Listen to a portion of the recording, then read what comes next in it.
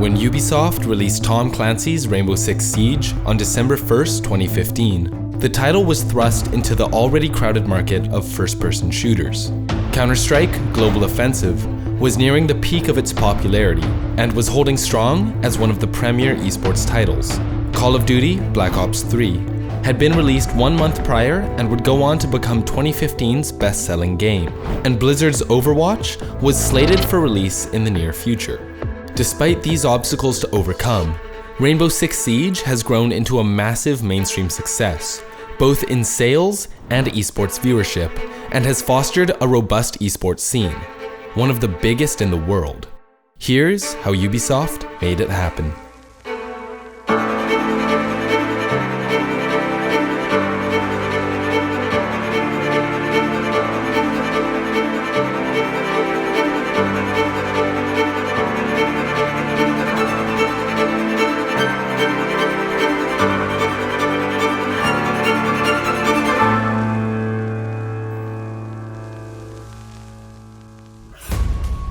Rainbow Six Siege is much more complex than it may seem on the surface. At its most basic level, the game is built around 2 teams of 5 players, either attacking or defending a location. Whichever team is able to accomplish their objective or kill all enemy operators in a round is crowned the winner. What set the title apart from other games in the FPS genre is the variety of ways that players can approach each round.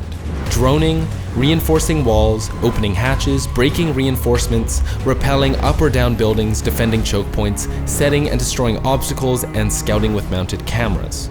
Not only that, but Rainbow Six Siege boasted a huge roster of operators, each with their own unique abilities, that has continued to grow with each new update.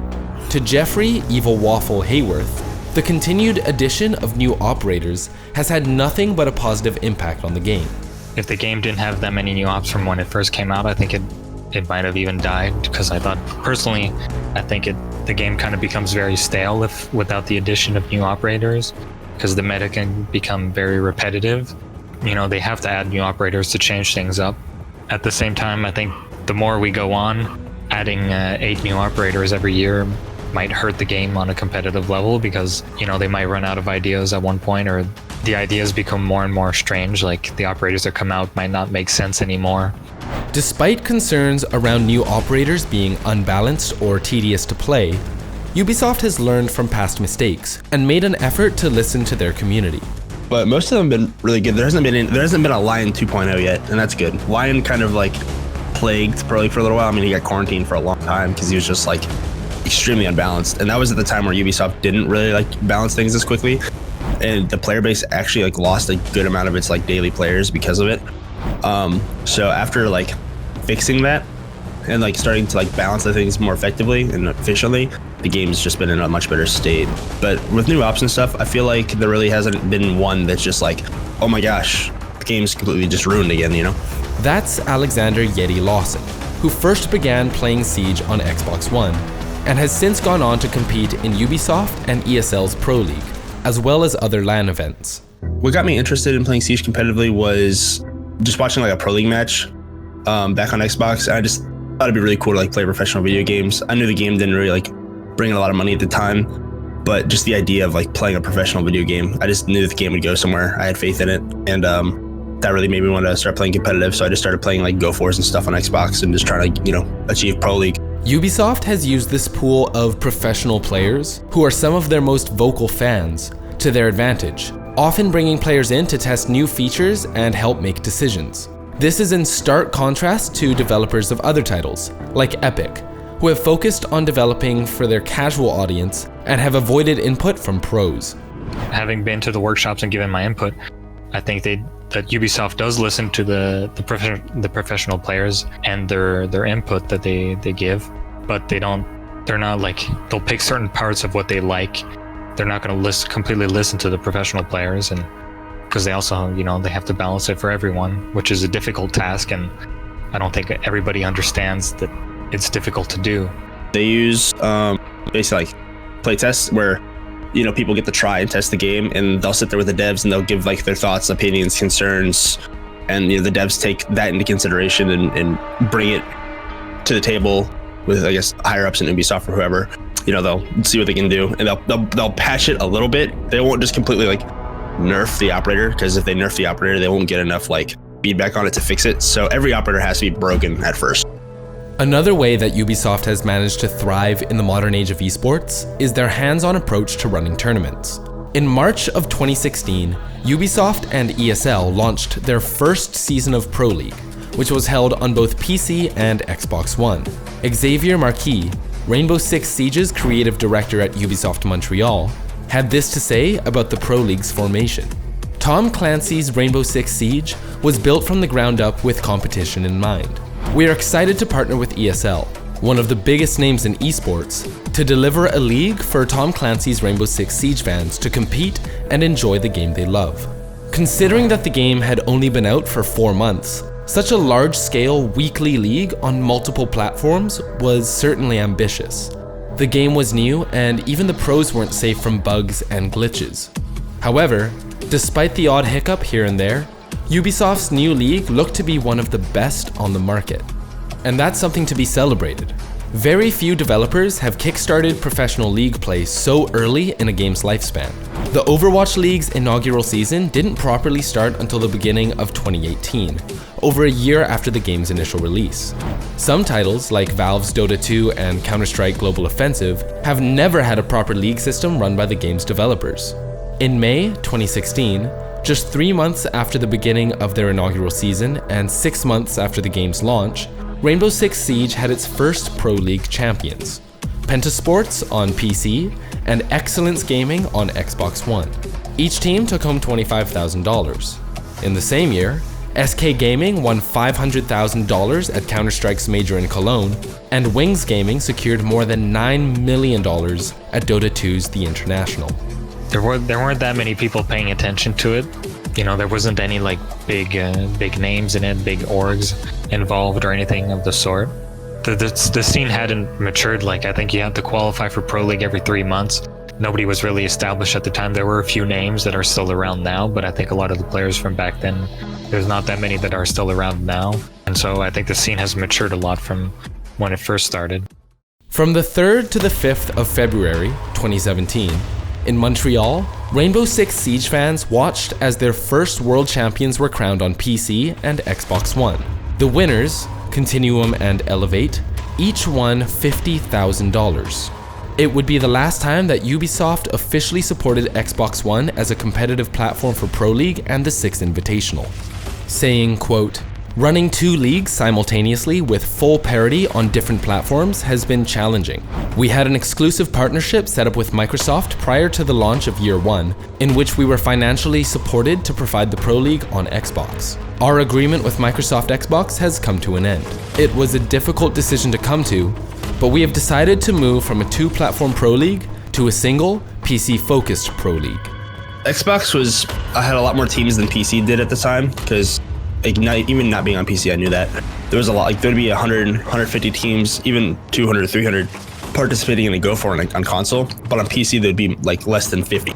And I think it was a lot more competitive on console. It was just like the massive player base was on console, just because console's a lot cheaper to have rather than a PC. And to run this game on computer is pretty expensive. So it was flourishing for sure. It was really competitive too. It kind of reminded me of a Call of Duty-esque scene. In my opinion, the game was meant for PC. The way it just feels, it's kind of weird, but it is definitely made for computer gaming. It was a little ugly to watch on console. So from a viewer perspective, I think like PC as a whole is a lot more enjoyable to everybody. The aiming is a lot more crisp and clean. You're not like potatoing everywhere like it was on console. And then it just runs a lot better. Like playing this game with, your graphic sliders and the FOV, and you can lean without aiming. All those things make the game aesthetically more pleasing. The decision to stop providing esports support for Xbox One cemented PC as the platform to play on for anyone who hoped to compete at a high level. The conclusion of the first Six Invitational also gave rise to the first superstars of professional Siege. Continuum was signed by Evil Geniuses in late 2017, which bolstered public perception of the game. And over the years, Rainbow Six Siege's sales numbers have continued to grow. The game's concurrent player count on Steam, which had not surpassed 45,000 since the game's launch, began to climb in January 2017, and quickly shot up past 65,000. World-renowned esports organizations like Team Liquid, FaZe Clan, Rogue, and Counterlogic Gaming saw the potential in Rainbow Six Siege's esports scene and acquired rosters to compete in the next 6 Invitational in 2018. 2017 also saw Pro League expand to the LATAM and the APAC regions, and began the process of refining its broadcast schedule. Seasons got longer, more games were added, and teams played more regularly. In 2017, games were broadcast on Mondays, Thursdays, and Sundays, and seasons ran for about 2 months. Nowadays, viewers can tune in and watch Pro League almost every day of the week, with each season lasting 6 full months. I didn't like how when I was in Pro League with WBG, it was basically like you'd play 2 games, and if you lost both those games, you're in a relegation match. And then if you win 1 game, you stay in Pro League. I didn't like that format. I don't think it was competitive enough. I like the format now where it's like a 14-week season. There's a bunch of games. It does suck that they're best of ones with no overtime. I feel like there could definitely be an overtime, but other than that, it's a lot better than what it was. Ubisoft continued their aggressive update strategy and brought new features and operators into the game 4 times a year. But constantly adding new content in means more bugs that slip under the radar, and professional matches continued to be plagued with issues, culminating in the delay of all Pro League matches in 2018. I think having bugs every season is obviously like a red flag, because the more it goes on, the more people notice and the more people get fed up with it. Obviously, you don't want to delay Pro League every season, because then it just kind of shows that the game isn't meant to be in esports, or it can have side effects, like spectators might not be interested in anymore. So I think that's one thing that has to be fixed going forward. Pro League's current schedule is generally popular with players and esports organizations. Brands can be confident that their team will play at least 14 games during the regular season at the same time slot each week. Broadcast times are easy to remember for fans, and each region has a chance to attend each season's LAN event to win money and increase their prestige. The Brazilian Team Liquid's Season 7 win was hugely symbolic for Latin American fans, and the Japanese squad, Nora Rengo, is a consistent fan favorite at international events. Despite Ubisoft's inclusion of operators hailing from countries all around the world, Rainbow Six Siege has only become an international esport in the past couple of years. While some esports fan bases lament the long-time dominance of certain regions, Siege fans have crowned champions from almost every region currently competing. Rainbow Six Siege's profile in esports has risen steadily over the years, from the first 6 Invitational, which seated about 300 people, to selling out Place Bell in Montreal. The many improvements made to the game's systems and mechanics have allowed its competitive scene to flourish and become a tour de force in a crowded market where titles are constantly competing for viewership. The intermingling between Siege's esports and casual markets is most prominent when Ubisoft announces new operations during their tournament broadcasts. Siege's most recent update, Ember Rise, was detailed at the Raleigh Major and includes changes that will impact both casual and competitive players. However, despite the game's growth and many positive changes, that doesn't mean that players don't have a wish list of things they want to see. I think they should change their best of 1 format, which is technically a best of 2 format because every team plays each other twice. I think they should have a best of 2 every night. Like, instead of teams just playing a best of 1, they play each other twice in the same night. My thoughts on the current format is I like the 14-week season. I don't mind the best of 1s. I do think that ties and not having overtime, like having the match be decided right then, right there, is not as competitive as most would like. I speak for most pros when I say like they would love to see overtime, because tying is kind of But when you look at the overall scheme of the league, like 14 weeks, and if you tie with a team, you're still getting a point. So it does have like this little bit of like competitiveness to it. One of my biggest hopes, I think, is having more than 4 major LANs in a year, which is, in my opinion, not enough. Like, looking at other competitive titles such as Dota or Counter-Strike, they have many more.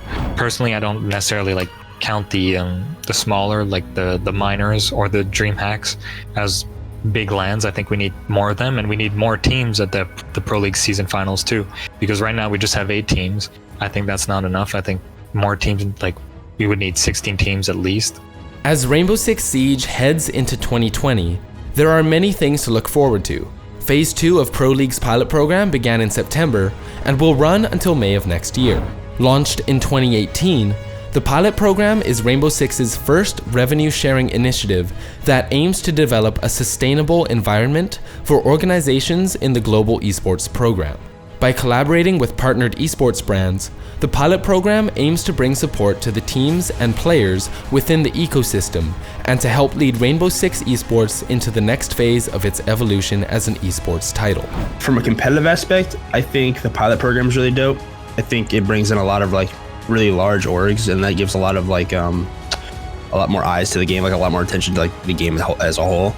While these changes are certainly positive for brands that are accepted into the program, some organizations like Lestream ended up cutting their players' contracts upon learning that they would not be accepted into the revenue sharing program.